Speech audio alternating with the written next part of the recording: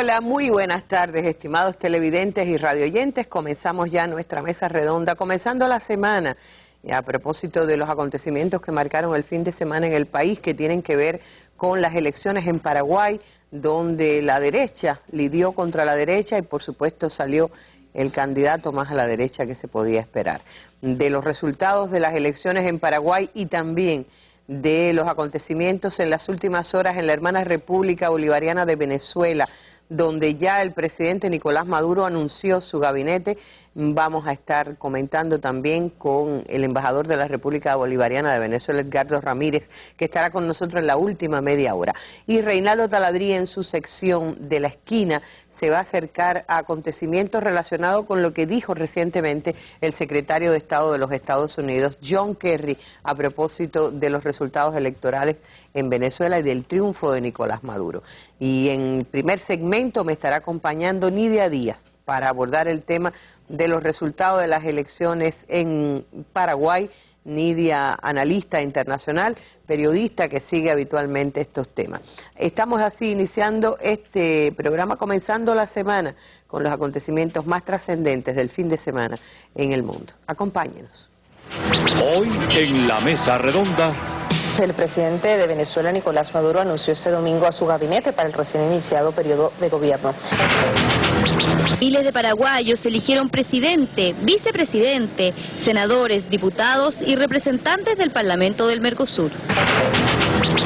La jornada electoral de este domingo estuvo marcada por la compra de votos y otras irregularidades.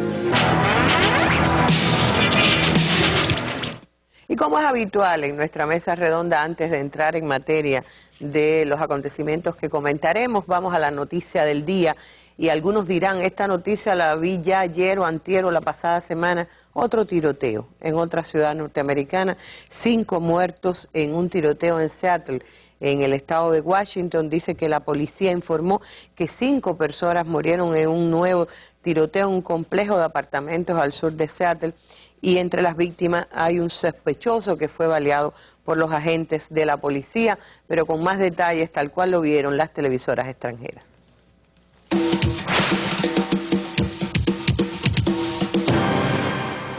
Al menos 5 personas han muerto en un nuevo tiroteo registrado en los Estados Unidos.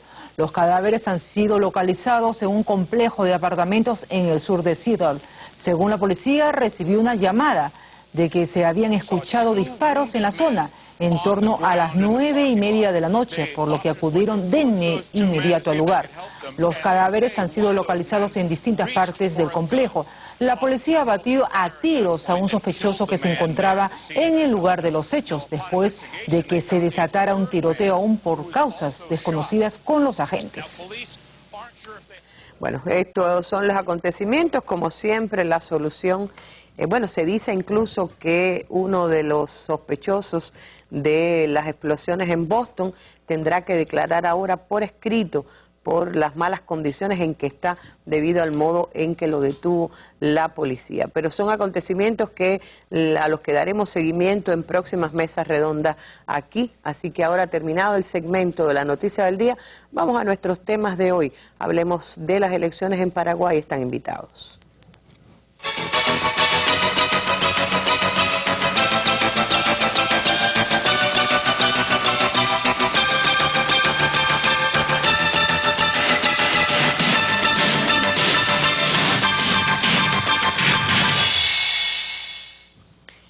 Y en las elecciones paraguayas, donde ganó Horacio Cartes, un multimillonario empresario paraguayo del Partido Colorado, el partido que lleva más tiempo en el poder real en ese país. Bueno, los resultados, como se dice, como han dicho todos, no traían sorpresas. Vamos como lo vio Telesur que ha dado una cobertura bastante intensa y extensa a las elecciones en Paraguay. Veamos cómo hizo el resumen de lo que aconteció ayer domingo en ese país. Cuando Horacio Cartes abrió su mesa entre aplausos, ya se sentía ganador. En la tarde se convirtió en el primer presidente electo, después del golpe de Estado que en 2012 derrocó al entonces presidente Fernando Lugo. Tenemos que poner en primer lugar la patria Los intereses nacionales están por encima de los intereses particulares y creemos que desde el Parlamento Nacional, por lo menos el Frente Iguazú, tiene una línea bastante clara de cooperar, de aportar, de construir la democracia y que pueda garantizar el buen vivir de la mayoría de los ciudadanos paraguayos. En tranquilidad se desarrollaron estas elecciones, en que miles de paraguayos eligieron presidente, vicepresidente, senadores, diputados y representantes del Parlamento del Mercosur. Que haya paz, que haya, por sobre todo, justicia, que haya más voluntad de los políticos para tratar el tema de salud, por ejemplo. No estamos bien, estamos bien. Entonces esperamos que haya el cambio. Cambios en un país donde la pobreza y la indigencia afecta casi el 80% de los paraguayos y donde la propiedad de la tierra es la mayor fuente de desigualdad. Observadores de UNASUR y Mercosur analizarán, en base al proceso electoral, el regreso de Paraguay a estos organismos tras el golpe de Estado. En la noche, poleras y banderas coloradas celebraban el regreso al poder del Partido Colorado. Quiero reafirmarme en el compromiso asumido en campaña y ratificarles ahora al Partido Colorado y a todos los otros partidos y a quienes no forman parte de ningún partido político que ganó el Paraguay, y el compromiso es con todos los paraguayos de la República. Conglomerado que vuelve con el 45,8% de votos y con un pueblo que espera un cambio. Bueno, anunciaba Horacio Cartes que él trae el cambio. Vamos a decir un poquito a nuestros televidentes y radiantes quién es Horacio Cartes. Además de ser un multimillonario, ¿quién es Horacio Cartes? ¿Qué representa como parte del Partido Colorado? ¿Qué es en sí mismo el Partido Colorado, Nilo? Ya. Buenas tardes a todos los televidentes y radioyentes. Sí, Horacio Cartes, ese candidato que acaba de triunfar en las elecciones en Paraguay, no es un hombre propiamente dicho del Partido Colorado. Es decir, él es un multimillonario, un hombre que está al frente de 26 empresas en el país, empresas de refresco, empresas agroganaderas, incluso es dueño de un banco. Un hombre que estudió en los Estados Unidos, joven, 56 años, y un hombre que solamente en el 2009 ingresó al Partido Colorado. Ingresa al Partido Colorado e inmediatamente él trabaja dentro del partido para eliminar los reglamentos que imponen que para que un militante del partido pueda acceder a la primera magistratura, es decir, ser candidato en las internas de ese partido, tienen que pasar 10 años de militancia. Eso se revirtió y bueno, por eso hoy el partido lo lleva, entre otras cosas... Menos de 4 años.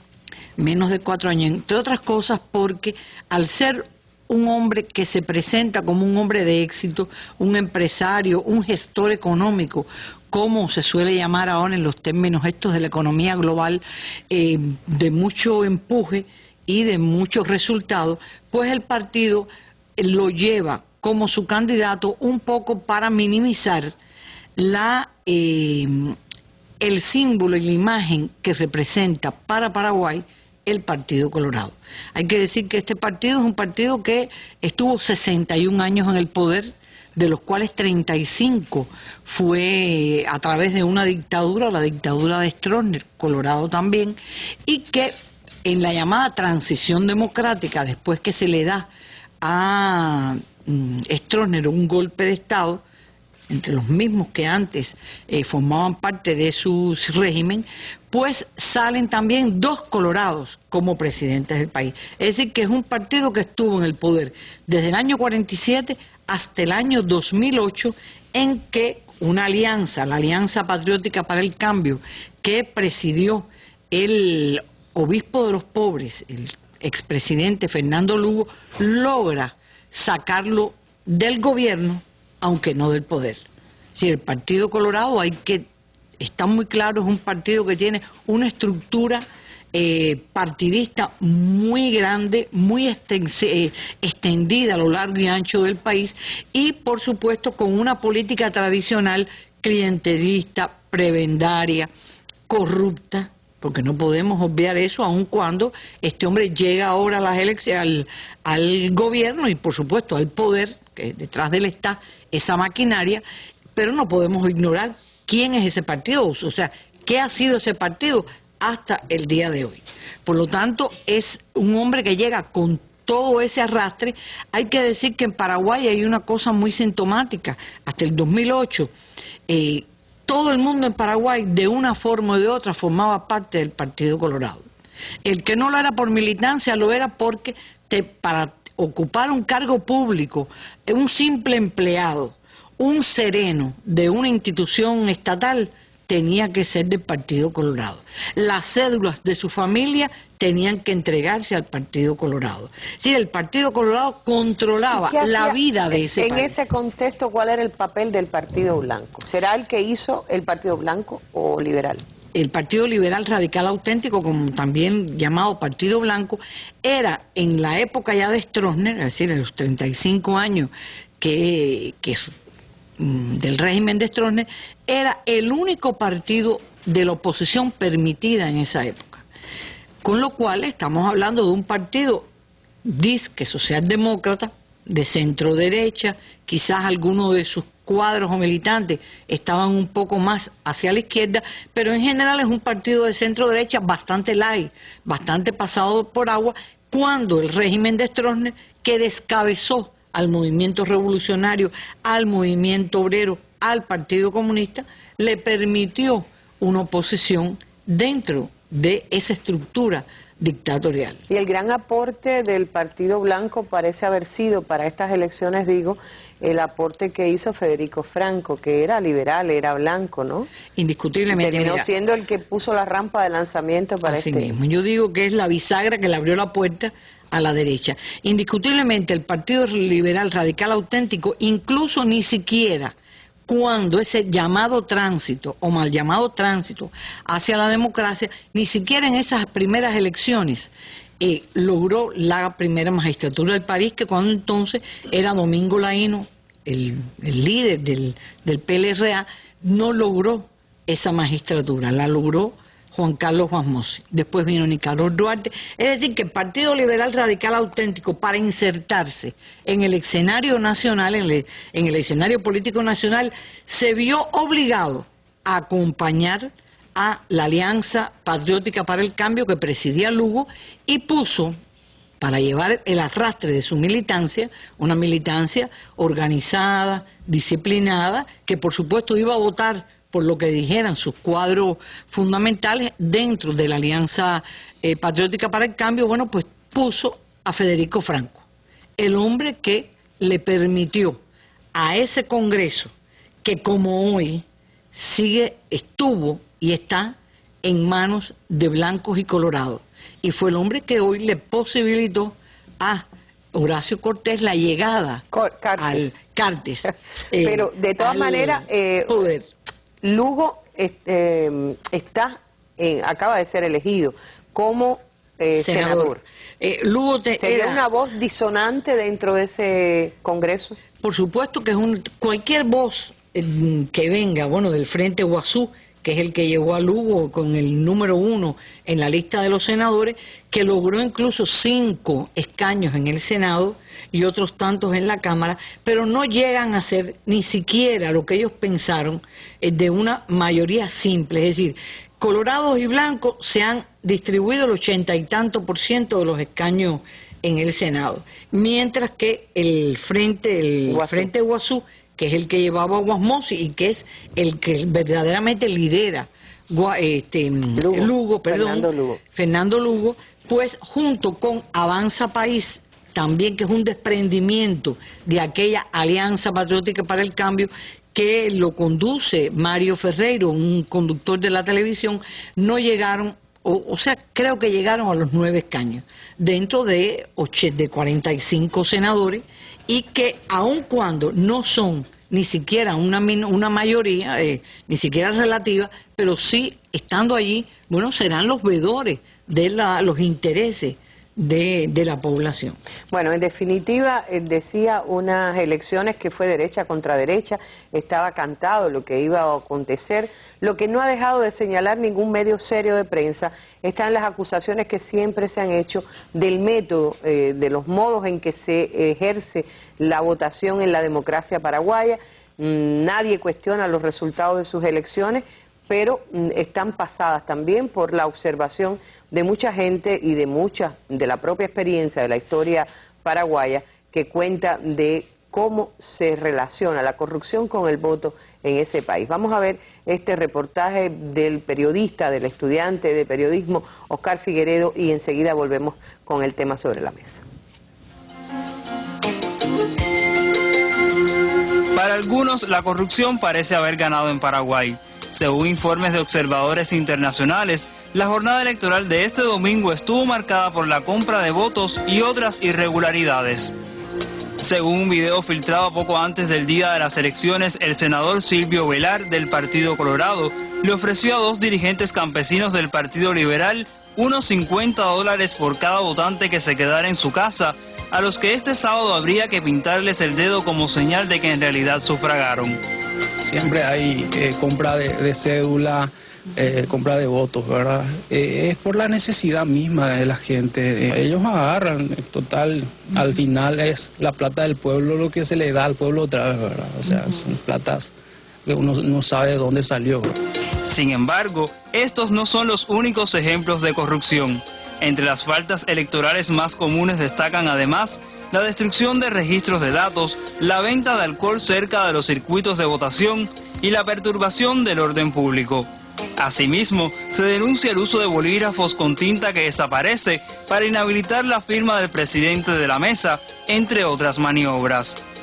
Al parecer, una vez más el hábito pudo más que los deseos, y aunque hubo esfuerzos por parte del ente electoral de transparentar la contienda, los partidos de derecha no quisieron sacudirse el fantasma de la compra de votos, el acarreo de ciudadanos y las maniobras de clientelismo históricas ya en este país.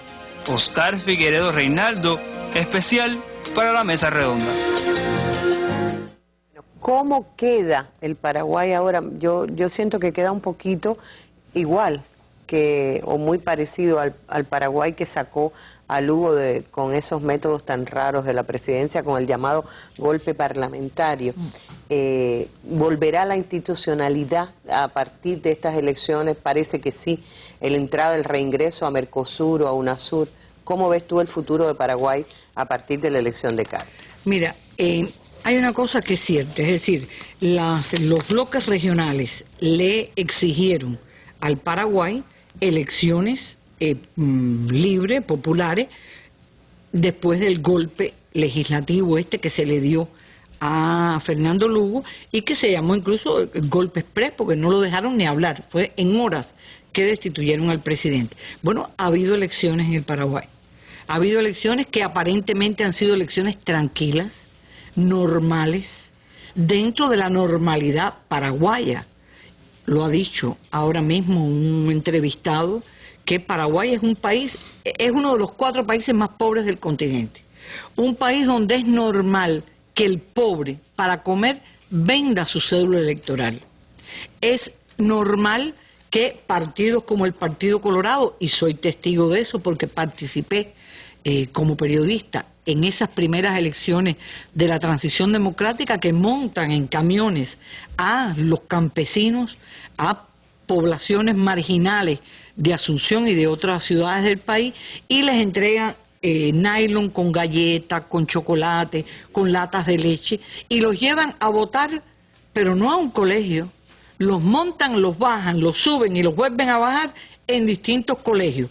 Votan, delante del propio colegio electoral, le quitan con alcohol la huella, es decir, la tinta de su dedo índice, y lo llevan a un colegio a media cuadra. Sí, estamos hablando de que eso en Paraguay, y lo ha dicho él, es algo normal, algo histórico. El fraude en Paraguay se consumó desde que sacaron al Fernando Lugo del poder. sin ninguna justificación, solo con el pretexto de la masacre de Curiguatí, donde fue algo provocado por la propia policía de un desalojo de campesinos que reclamaban sus tierras, que eran tierras del Estado, y se dijo que eran tierras de un ganadero, de un latifundista paraguayo, Blas Riquelme, que hoy incluso está muerto y creo que en aquel momento también. Es decir, que ya esto estaba previsto, porque lo que no se le podía perdonar a Fernando Lugo, que poco pudo hacer en ese país, poco pudo lograr de ese programa que él se planteaba y de las esperanzas y las ilusiones de las masas que lo apoyaron, fue el tema de la integración. Había que eliminar a Paraguay de los organismos de integración regional, porque esa era la vía para la solución de los problemas internos de Paraguay, como han sido la vía para la solución de los problemas internos de otro país. Hay que recordar que Paraguay fue la cuña contra la integración y el acceso de Venezuela a Mercosur que pusieron los que dirigían a ese Paraguay. Aparece Lugo, aparece la posibilidad de que por fin entra Venezuela a Mercosur, y yo no dudo de que ahí a Lugo le pasaron mucho más la cuenta, entre otros por la integración y por la unión, por ejemplo, a mecanismos de determinados signos que molestaban demasiado allá arriba. Sí, por supuesto, ese es el tema. Pero bueno, ahora este nuevo gobierno electo, en este tipo de elección, que son las elecciones de la democracia representativa, no son ni mejores ni peores que en otro país de América Latina.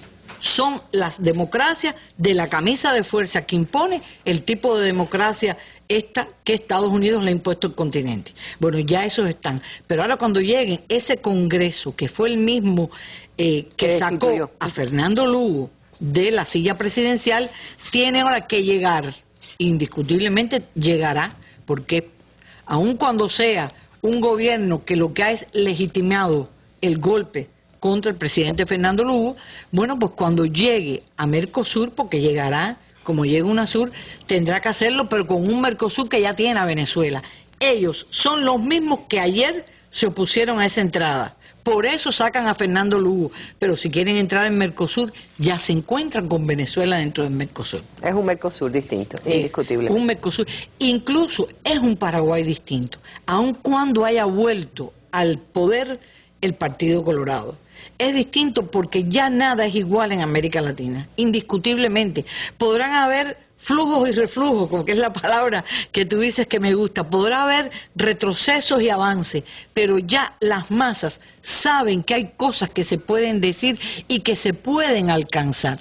Y entonces, bueno, ahora habrá que esperar, habrá que darle un voto de confianza a este hombre que no es un hombre enteramente del Partido Colorado, y que en su primer discurso dijo que había que resolver los problemas materno-infantiles, la desnutrición de los niños y adolescentes, que ronden un 25% en ese país, y aunque no tocó el tema de la tierra, porque él es un latifundista, ganadero y tabacalero, pero está ahí, y de alguna manera ese problema se tiene que resolver por algún camino, porque si no el país se le convierte ingobernable. Bueno, hay que ver qué va a hacer. No hay dudas de que Cartes ganó, que ganó con la mayoría amplia de los votos, y que ese país eligió el camino de la derecha, es el camino que más conoce Paraguay, fue el camino que le negó durante años, para no decir siglos, durante años le negó el acceso a la tierra a las grandes mayorías, y le negó también el acceso a la posibilidad de acceder a lo mínimo que pueden acceder los ciudadanos hoy en cualquier parte del propio territorio latinoamericano, pero fue lo que eligió Paraguay. Es la verdad, y en última instancia tampoco olvidar que ahí Paraguay tiene el territorio de la llamada triple frontera, tan ansiada por Estados Unidos para el control de un territorio fundamental. Hay que recordar que está Argentina y Brasil. Hay que ver en manos de la derecha el retorno a la derecha más dura y pura, al Partido Colorado de ese país. Gracias, Nidia, por acompañarnos en este análisis. Ustedes sigan con nosotros, nos vamos para la esquina de Reinaldo Taladrí, que nos va a estar comentando en unos minutos solamente algo en lo que parece que se equivocó Kerry o se le olvidó a Kerry. Es el tema que él propone en su esquina hoy.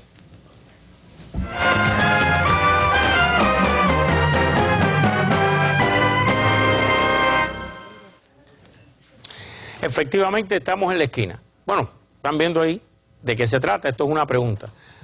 Todo parte, como ustedes conocen, ya eso no lo voy a repetir, hubo una audiencia en la Comisión de Relaciones Exteriores de la Cámara de Representantes, fue Kerry, estaba el señor Albiocire, la señora Ileana Ross, las preguntas de Venezuela, lo que dijo las elecciones de Venezuela, lo que dijo que no todavía reconocen, que si esto, que si lo otro, que si el proceso electoral venezolano, que si las alteraciones, etcétera, etcétera. Eso ustedes lo conocen ya. Ahora bien, ¿de qué yo les quiero hablar? Bueno, Kerry es un hombre ilustrado, es un hombre de un alto coeficiente de inteligencia, es un hombre culto, que sí ha leído mucho, a diferencia de alguien del que fue su rival por la presidencia de Estados Unidos en el año 2004. Y ahí es que yo creo que a Kerry se le olvidaron algunas cosas cuando habló del proceso electoral venezolano en la Cámara de Representantes el otro día. Ustedes recuerdan a Kerry candidato, vamos a ver alguna foto de cuando Kerry era candidato presidencial, ahí lo están viendo. Kerry hizo de todo, desde pararse en la convención y decir yo soy John Kerry y estoy reportando para el deber, recordando que él peleó en la guerra de Vietnam, hasta vestirse de cazador y salir a cazar patos para complacer a la gente de la Asociación Nacional de Rifles. Hizo de todo. No todo le salió bien. Eso del cazador le salió muy mal, porque todo el mundo sabe que él no estaba en su personaje. Pero esto no es lo que se le olvidó a Kerry. A Kerry se le olvida algo. La noche de las elecciones, en el 2004, termina la votación y está esperando todo el mundo que los demócratas concedan la derrota y la victoria de Bush. Pero demora y demora aquello, y de pronto yo quiero recordar la escena con esta foto. Vamos a ver una foto. Miren, ese es John Edwards, que era el candidato a vicepresidente de Kerry. Él sale al estrado, ahí cuando está saliendo, vamos a ver otra foto, y se dirige a la nación. ¿Y qué dice en ese momento Edwards? Nosotros no reconocemos la victoria, no concedemos la derrota, porque hay muchas irregularidades y no estamos convencidos del resultado en el estado de Ohio. Y de eso se trata, de lo que pasó en el estado de Ohio. 2000 fue Florida, 2004 fue el estado de Ohio. Las irregularidades, cantidad de negros que se le privó de votar, cantidad de máquinas de votación alteradas y sin funcionar, cantidad de gente que votó doble. Todo eso está recogido en una investigación enorme. Yo la tuve en mis manos, de este tamaño, de esas que se hacen, se publican y después nadie, ni la gran prensa, ni los órganos legislativos les presta atención. Pero la cantidad de irregularidades que hubo en el estado de Ohio fueron tan brutales, tan grandes, alteraban tanto, que provocan esa escena que ustedes ven ahí, que cerca de las 12 de la noche, John Edwards dice, no concedemos todavía la derrota, porque en el estado de Ohio, menciona el estado de Ohio. Eso parece que se le olvidó a Kerry, todo lo que pasó en el estado de Ohio. ¿Y qué pasó después? Bueno, pasó después que al día siguiente concedieron, porque la nación se puso en vilo y dijo, otra vez el show del año 2000, no puede ser. Y como recuerden que son dos representantes del imperio con programas tácticos diferentes pero estratégicos semejantes, la cosa no es para tanto.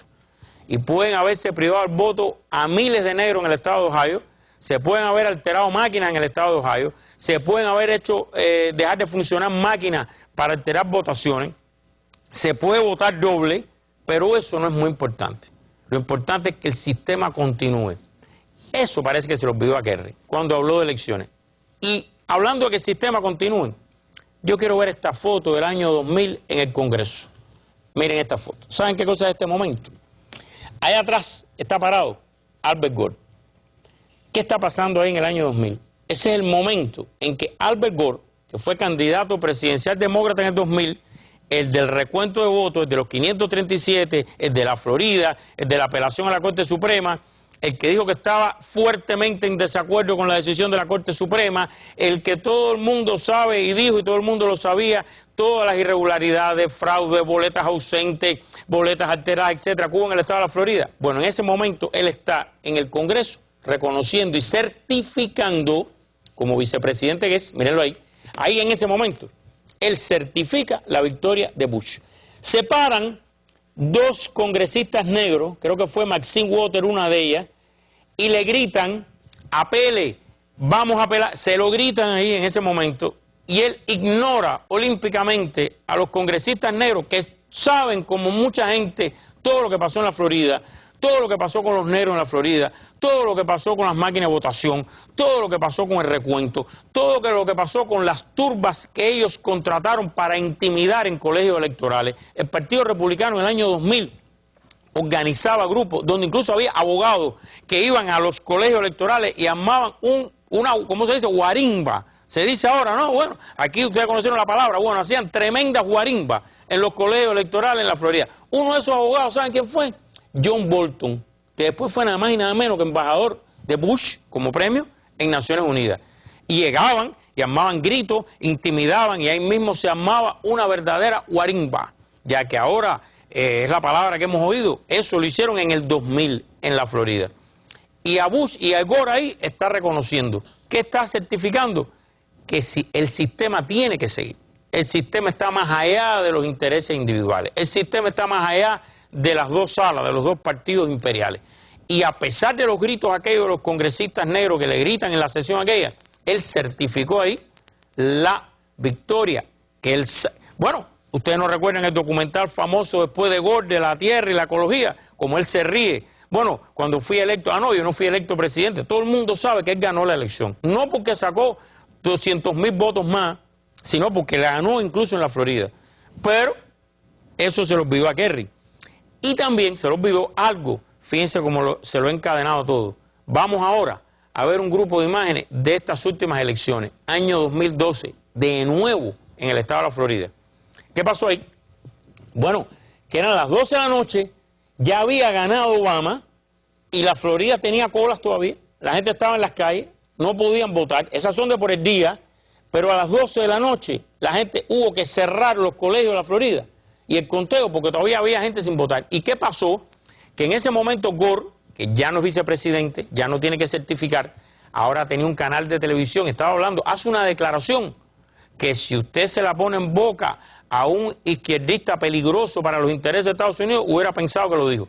Gore dijo esa noche, lo que está pasando en la Florida es una vergüenza para los Estados Unidos. Se tiene que acabar. Lo que están haciendo con los negros en la votación de la Florida se tiene que acabar. Han privado de votar a no sé cuántos negros. Han demorado la votación a propósito en colegios donde hay alta concentración de negros o de demócratas. Es una vergüenza que tiene que acabarse lo del estado de la Florida. Y enfatizaba tanto, porque por supuesto a él no se le ha curado todavía lo que le pasó en el 2000, a pesar de que estamos en el 2012. Entonces, fíjense cómo se lo relacioné. Kerry, candidato. Kerry en Ohio. Gore certificando en el 2000.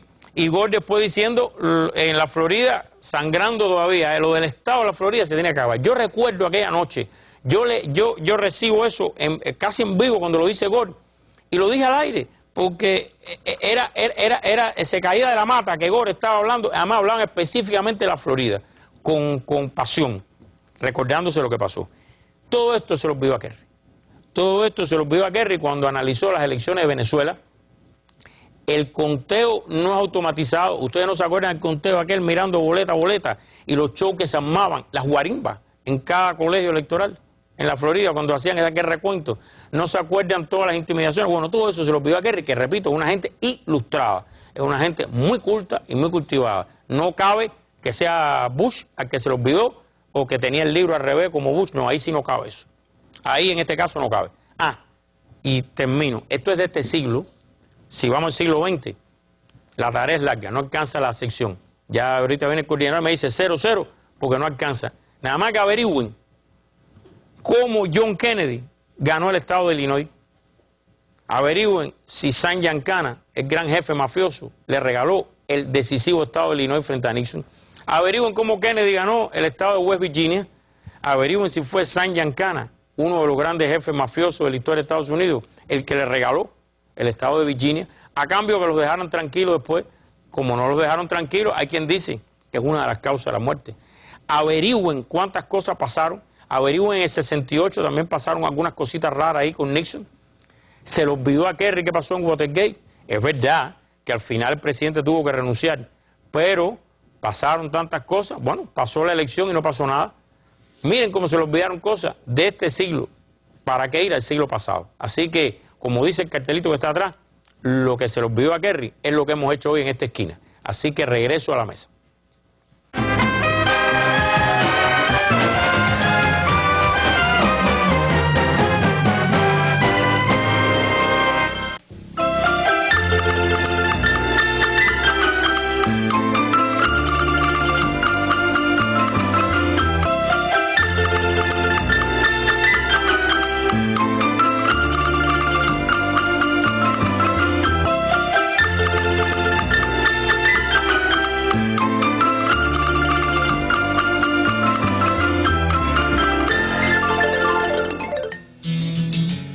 ¿A qué llamamos educación formal? ¿Cuánto influye o determina el nivel de escolaridad de las personas en su comportamiento social? ¿Quiénes velan por el respeto a las normas de convivencia social? ¿Qué edad tiene la vulgaridad? Estas y otras preguntas que usted se puede hacer frente a actos procaces y vulgares estarán sobre la mesa redonda este miércoles a partir de las 7 pasado meridiano, con la participación de personalidades de la cultura, académicos y periodistas.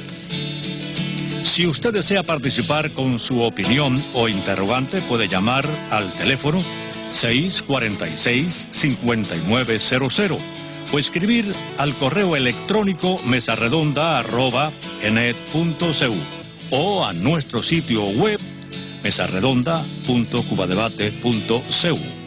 Acompáñenos aquí, en la Mesa Redonda. Y en la Mesa Redonda vuelve a acompañarnos el embajador de la República Bolivariana de Venezuela en Cuba, el camarada queridísimo Edgardo Ramírez. Gracias por acceder a nuestra invitación, embajador. Y la tarde-noche de ayer fue de noticias en Venezuela con la designación del nuevo gabinete de Nicolás Maduro. Le propongo que entremos al tema, este segundo tema de nuestra mesa redonda, o tercer tema podríamos decir, precisamente con la noticia del nuevo gabinete de Venezuela. El presidente de Venezuela, Nicolás Maduro, anunció este domingo a su gabinete recién iniciado periodo de gobierno. La continuidad política se garantiza con la permanencia de hombres y mujeres clave en el gobierno de Hugo Chávez. Primer equipo de gobierno para arrancar con fuerza lo que queda de abril, mayo, junio, ir transitando este periodo hasta el 2019, que va a ser un periodo milagroso de prosperidad económica, de prosperidad social, de paz, de estabilidad, de construcción de la paz. De la paz, en todos los sentidos, la paz con justicia, la paz con igualdad, la paz con convivencia, con respeto a la vida. Ahí tenemos los objetivos muy claros y no vamos a descansar hasta irlos logrando, con el empeño, la disciplina que aprendimos del comandante Chávez, el presidente ejecutivo. El presidente venezolano ratificó a 17 miembros de su gabinete y designó a 16 nuevos integrantes del equipo de gobierno. Anunció además la creación de 6 regiones de desarrollo integral en Venezuela, las cuales contarán con un coordinador para supervisar la labor del gobierno central en cada una de ellas. Bueno, el presidente Maduro, creo que en este momento, si me ayudan los compañeros de máster, está en vivo el presidente Maduro haciendo la juramentación del gabinete ministerial. Si pudiéramos tener audio. ¿Sí? Bueno, no. De Maracapana, cuando 18.000 indios traicionaron a su propia raza, a su propio pueblo y a sus jefes, a Guaycaipuro, a Catia, a Tiuna, a Caricuao. Los vencieron aquí mismo en el Parque del Oeste, y luego obtener la victoria, entre comillas. Diego de Lozada volteó sus armas, capturó a cada jefe indio que había contribuido con la corona española y los fusiló a uno por uno, a él, a ella y a su familia. Y luego cayó 300 años de esclavitud y colonialismo sobre nuestras tierras. Ese fue el maleficio de Maracapana, que fue sacudido por las armas libertadoras de Bolívar, de Sucre, de Miranda. Bueno, ahí están viendo el acto de juramentación, un fragmento solamente. Ayer Maduro, en la noche del domingo, anunció a este nuevo gabinete en el que se ratifican 15 ministros y fueron nombrados 14 nuevos para arrancar lo que él ha definido como el gobierno de la calle. Y me parece importantísimo porque Maduro ha dicho que se ha ideado un nuevo esquema de dirección de gobierno que les permita tener el control de todos los proyectos y lograr la eficiencia socialista. La palabra eficiencia, que se ha convertido ahora también en una importante batalla, en una bandera de batalla del gobierno de Maduro. Sería importante primero, embajador, ver los cambios que se han producido, que no son tantos. Efectivamente, como ha notado la prensa internacional, prácticamente la mitad de los ministros han sido ratificados, pero se crean nuevos ministerios. Sí, realmente allí lo que ocurre, para darle mayor agilidad a la gestión de gobierno, porque el presidente Maduro está haciendo un gran esfuerzo. Él ha hablado de la reactivación económica, una economía vigorosa, mantenerla, una seguridad eléctrica del país que tiene que ver mucho con la economía vigorosa, y la paz y la vida. De tal manera que el señor presidente Nicolás Maduro ha logrado en la parte económica separar la planificación estratégica y el Ministerio de Finanzas para darle mayor potencia. Lo que era antes economía se transforma una parte en finanzas y la otra en planificación estratégica. Y esos dos ministerios están en hombres que fueron cuadros del comandante supremo Hugo Chávez Frías. Estamos hablando del profesor Giordani. En finanzas. En planificación estratégica, uno de los grandes operadores del Plan de la Nación, primer proyecto, Simón Bolívar. Y el otro es el economista, el matemático Merentes, que viene de ser el presidente del Banco Central de Venezuela. De tal manera que está haciendo un gran esfuerzo allí, porque son dos compañeros, dos camaradas con mucha acumulación de experiencia y hombres pues que no solamente han hecho la función pública, sino que también en el caso del profesor Giordani, un hombre que ha sido profesor, que ha escrito muchos libros, que es un pensador, que es un filósofo pues de la economía productiva social. Ahí se ratificó en el cargo de vicepresidente ejecutivo a Jorge Arriaza, también como ministro de Petróleo y Minería Rafael Ramírez, a la ministra de Seguimiento, Control y Eficiencia Carmen Menéndez. Este es un nuevo ministerio. Ese es un nuevo ministerio, ese era el ministerio de la Secretaría de la Presidencia, pero ahora el comandante supremo le había incorporado de hacerle seguimiento al gobierno revolucionario, que es la almiranta Carmen Meléndez, que había sido nombrada por el comandante supremo Hugo Chávez. Está como canciller, se ratifica a Elías Jagua. El ministro de Defensa es Diego Molero, también ratificado. El ministro de Industrias Básicas, Ricardo Menéndez, igualmente. Marian Hanson, ministra de Educación. Y a María Cristina Iglesias como ministra de Trabajo. Todos esos son ratificaciones. Ahora, hay un elemento de los nuevos interesante. Por ejemplo, tenemos una ministra, la más joven, que es Andreina Tarazona, que es la ministra del Poder Popular para la Mujer, que forma parte de aquellas canteras de jóvenes universitarios que se incorporaron al proceso revolucionario. También se encuentra el joven que estaba al frente del Ministerio del Deporte, de 31 años, Héctor Rodríguez, ahora pasa a ser el ministro de la Juventud, y está la compañera Alejandrina Benítez, que fue una atleta pues de alta competencia en las Olimpiadas. Esta compañera con 32 años ahora pasa a la cartera para el deporte, de tal manera que son los deportistas gestando, desarrollando pues el deporte como asunto de Estado. Y está Dante, un joven de 38 años que está al frente del Ministerio del Ambiente. Es decir, que hay un promedio de edad de jóvenes con también cuadros, con experiencia acumulada, y también lo que decimos que está en el medio, pues en las edades, como es el caso del vicepresidente Jorge Arriaza, que el compañero Elías Jagua, que es Ernesto Villegas, pues. Que se mantiene en la cartera de comunicación. Aloha Núñez, también el Ministerio de Pueblos Indígenas. Iris Varela en el servicio penitenciario, en el que, como decía ayer, Maduro ha dado una pelea bien fuerte, y también, bueno, se anuncia un nuevo ministerio que asume Francisco Sesto. Hay que recordar que Sesto era el encargado de la cultura. Será ministro de Estado para la transformación de Gran Caracas. ¿Qué cosa significa esta transformación de Gran Caracas? Bueno, pero rapidito, estamos hablando de una representación muy fuerte de la mujer venezolana. ¿Cómo no?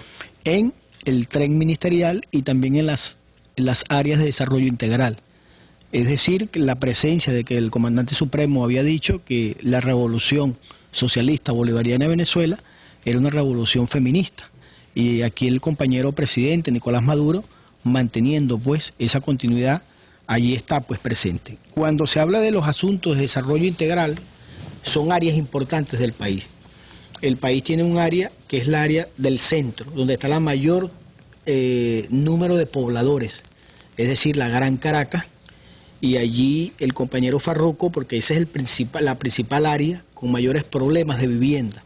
Allí fue donde se trasladaron los campesinos y las campesinas de Venezuela, que les quitaron las tierras, que se insertaron los latifundios en Venezuela y se vieron en la obligación de trasladarse a Caracas, y allí se construyeron los ranchos. Entonces el presidente Chávez, junto con Farruco, que es arquitecto, lograron hacer un diagnóstico de localizar todos los puntos, los terrenos ociosos que había en esa Gran Caracas, para edificar, hacer unas estructuras de edificio para todas estas familias que vivían en los ranchos. Pero hay un elemento muy importante en esto, que no solamente son la construcción de viviendas, son construcción de viviendas con núcleos productivos, con áreas deportivas, con áreas de la cultura. Y además ahora se suma la propuesta que ha recordado el compañero Diosdado Cabello, que el presidente de la República lo hizo saber, que es que además de construir casa, hubo un proyecto del comandante supremo Chávez, del que se llamó el proyecto Tricolor, que aquellas casas que tenían en la Gran Caracas, que le podían una familia de 6 personas, que le hacía falta una habitación, bueno, no se construía la vivienda completa, pero se construía una habitación o se construía una segunda planta, se hacían áreas productivas pequeñas, se colocaban baños. Es decir, que era ampliar la vivienda. Eso es lo que se llamaba el proyecto Tricolor, y que estaba ubicado en todas las comunidades de la Gran Caracas. La Gran Caracas porque es donde está el mayor número de pobladores. Por eso que se está haciendo un gran esfuerzo, y por eso que el presidente, el comandante supremo Chávez, en aquel momento nombró a Farruco para que se ocupara de la Gran Caracas, que es Caracas, Miranda, parte de Miranda, lo que es el distrito capital, y allí pues se está trabajando intensamente. Por cierto, estas áreas se colocaron edificaciones, se desarrollaron edificaciones en las áreas del este, donde vive la burguesía, y ahora están viviendo pues los venezolanos y venezolanas que estaban en los ranchos. Y durante estos procesos que hubo de violencia, fueron atacados allí en esa zona donde viven pues ahora ellos con mucha dignidad. Y está el elemento de las regiones de desarrollo integral. El comandante supremo Hugo Rafael Chávez Frías se había planteado activar los procesos estratégicos para activar la economía. Recordemos que Venezuela tiene seguridad alimentaria. Ahora estamos en el proceso de la soberanía alimentaria. Producir en la mayor proporción los alimentos que nosotros consumimos. Y entonces hay planes estratégicos en estas 6 regiones. Por ejemplo, está la región de Guayana, que es donde están las empresas básicas, el hierro, el acero, el aluminio. Es muy importante porque allí está también la electricidad del país por la vía del agua, de la cantidad de las represas de agua que hay allí. De tal manera que es una región muy importante, y que esa región hace frontera con Brasil. De tal manera que es sumamente importante. Está el área de los llanos, que es el área de los 5 estados llaneros, que es donde se produce la mayor cantidad de alimento, y donde está también una cantidad importante de ganado bovino. Está el área centro-occidental, donde está Zulia, que es una zona muy importante, Lara, Falcón, donde está la gran refinería, una de las grandes refinerías del mundo, que refina diariamente casi 1 millón de barriles de petróleo diario. Eso es lo que llaman las coordinaciones territoriales de desarrollo integral. Y allí, en cada de esas áreas... Son 6. Son 6. Me faltó la de Oriente, que está la gran producción de petróleo. Y está el área también insular marítima, que tiene que ver con nuestras islas, la producción de pescado, de peces, perdón. De tal manera que allí lo que el comandante supremo se había planteado era ubicar el país por área y desarrollar, industrializar nuestros recursos naturales estratégicos. Ahora, además de los ministros y ministras, van a haber coordinadores de áreas que van a trabajar integrados de una forma orgánica y, por supuesto, cuando el señor presidente dice un gobierno en la calle. ¿Qué significa un gobierno en la calle? Un gobierno supervisando, un gobierno atendiendo a la población, un gobierno escuchando, un gobierno estando directamente con los grandes problemas de los venezolanos y venezolanas y un gobierno incorporando al pueblo a la participación para hacer el socialismo bolivariano chavista que hoy nos hacemos en la Venezuela. Bueno, un elemento que no comenté, Jesse Chacón, también un compañero de batallas del presidente Chávez en toda su etapa de gobierno, al frente de la cartera de energía eléctrica, que se ha convertido en un frente estratégico.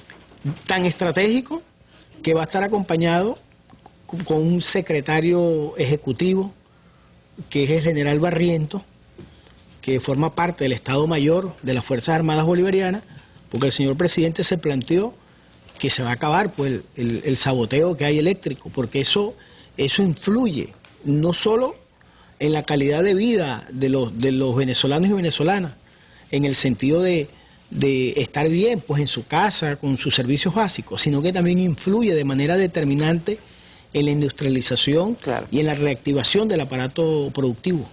Sería imposible realmente ir al detalle de los 29 ministerios que se crean, las carteras que acaba de aprobar y que está juramentando en este minuto Maduro. Mientras tanto, la llamada oposición, el fascismo, sigue en sus 13 de no reconocer el resultado de las elecciones. Y desde Estados Unidos se producen fenómenos como este que ha salido en las últimas horas por la cadena Telesur, lo han visto los cubanos. Me gustaría brevemente un fragmento de lo que ha dicho un locutor de televisión de Mega TV, nada más y nada menos que convocando a los peores ánimos contra el gobierno bolivariano. Las Fuerzas Armadas a las cuales tú perteneces es la única que podría evitar la enorme tragedia que se avecina. Si se organiza. Vemos en pantalla Fernando Hidalgo, un presentador de la televisora de Miami Mega TV. Esto lo dijo el pasado viernes 19 de abril. Se trata de un llamado directo a la Fuerza Armada Nacional Bolivariana a violar su lealtad y compromiso con la soberanía y la democracia del territorio venezolano al sugerirle desconocer los resultados electorales del pasado 14 de abril. Las palabras de este señor Hidalgo concuerdan con los mensajes de desestabilización promovidos por el ex candidato presidencial Enrique Capriles, tras los cuales se han reportado 9 muertes violentas de seguidores de la revolución bolivariana. Hablando de esas muertes violentas, Capriles ha salido a decir que fueron resultado de la violencia callejera que hay en Venezuela, que no tienen nada que ver con la protesta, y se ha deslindado de todo eso, pero insiste en su pose y además ha usado, envalentonado, ¿no? Por lo que es la auditoría del 46% restante, a decir que los resultados serán deslegitimar al gobierno bolivariano. ¿Cuál es la respuesta que está dando Venezuela, el gobierno venezolano, a estas nuevas ataques de la derecha? Bueno, rápidamente, Venezuela es un país soberano, libre, tiene un gobierno revolucionario, lo defiende el pueblo Simón Bolívar, el pueblo del comandante supremo Chávez, tiene un presidente legítimo, soberano, constitucional, como es el señor presidente Nicolás Maduro Moros, y nosotros sabemos pues que este es el plan del imperio, pues, la guerra, la violencia, la muerte, pero serán derrotados como siempre han sido derrotados en estos 14 años de gobierno revolucionario. Y las familias de los compatriotas que fueron asesinados de forma, podríamos decir, ni siquiera, pues porque esto no es actitud de los venezolanos, esto no es un comportamiento de lo que es la cultura del venezolano. Pero como se produjeron estas muertes por la convocatoria que hizo el irresponsable de Capriles Radosky, las familias pues han realizado sus procesos de acusación, el pueblo de Venezuela los acompaña, el señor presidente y el presidente de la Asamblea Nacional han dicho pues que en Venezuela no va a haber impunidad, que va a haber castigo a los culpables y que va a haber justicia. Nosotros, mientras tanto, todos unidos en torno al señor presidente Nicolás Maduro, haciendo un gran esfuerzo porque nuestra patria siga siendo libre como la patria que nos dejó el comandante supremo Hugo Chávez Frías. En este momento la situación es de normalidad. De normalidad. Ellos siguen utilizando los medios con los cuales cuentan, a pesar que dicen que en Venezuela no hay libertad.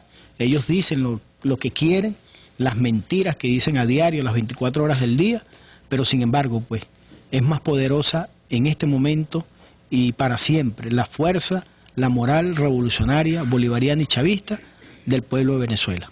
Bueno, muchísimas gracias. Creo, embajador, que también la juramentación de los nuevos ministros, 29 carteras que están juramentando en este minuto y que son una prueba de la instauración y la normalidad en Venezuela a pesar de los ataques de la derecha, no solo desde dentro de Venezuela, sino desde, ya vieron ustedes, dónde sino, los canales de Miami.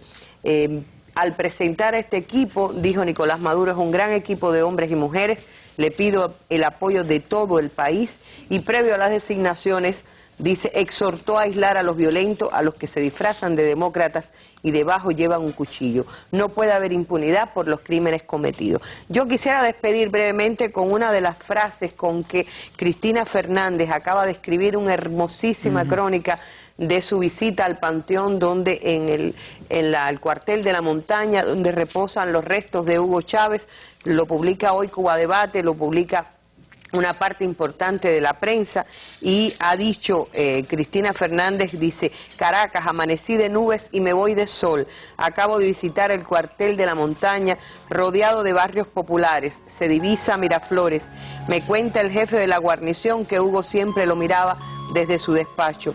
¿Cómo no lo iba a mirar? Allí planificó la insurrección contra Carlos Andrés Pérez, la Cuarta República, epílogo trágico del pacto de Punto Fijo, cuando estalló el Caracazo, o como le gustaba decir a Hugo, el venezolanazo. La crisis final de las políticas neoliberales, represión y muerte al pueblo, cualquier coincidencia con nuestra historia no es casualidad. Contra eso se alzó Hugo desde el cuartel de la montaña y fracasó, por ahora, como avisó al rendirse. Cuando ingreso al patio amplio, luminoso, al aire libre, no pude evitar tristeza infinita. Hay cámaras de televisión, periodistas gráficos, cronistas. Me acompaña Cilia, la esposa de Nicolás. Amablemente les pido a todos si se pueden retirar. Quiero estar a solas. Gracias, muchas gracias. Espero que entiendan. Ojalá. El patio queda vacío y solo me acompañan los 4 húsares de Carabobo de la Guardia de Honor, custodia permanente. De algún lugar se oye en forma permanente a Hugo cantando bajito, como si flotara, como le gustaba cantar. También se escucha el ruido del agua, de la fuente que rodea su espacio. Sin embargo, por un momento todo es silencio, o por lo menos es lo que yo siento.